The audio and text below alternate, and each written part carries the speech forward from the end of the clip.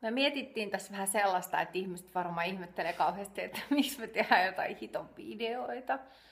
Mutta joo, me tehdään sen takia, koska Luukas pyysi meitä tekemään. Mutta suuri osa kuitenkin tietysti ajattelee, että siinä on ideana se, että kun me ollaan otettu jotain juotavaa, mutta oikeastaan me ei olla sille hirveästi mitään. Ehkä pari. Niin. Me ollaan otettu vähän kuohuviiniä, kun yleensä me ei itse asiassa sinänsä niin kuin juoda mitään, mutta tänään mä ajattelin, että me oltaisiin vähän juhlistettu pikkujouluja. Vai mitä? Joo, mä samaa mieltä. Mutta ei mitenkään liikaa, silleen sopivasti. Niin, ja sitten me just vasta niinku keksittiin, että voi tehdä tällaisia videoita.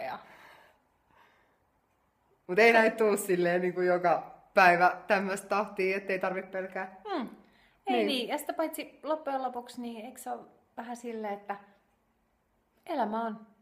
Joo, elämä on. Elämä on ja elämä on yhtä. Elämä on lifea, niin kuin sanoisi Matti Nykänen. Niin sanoo. Joo. Ja sitä paitsi elämä on loppujen lopuksi yhtä elokuvaa. Me ollaan vaan sen parhaita näyttelijöitä. Kyllä. Sille. Cheers!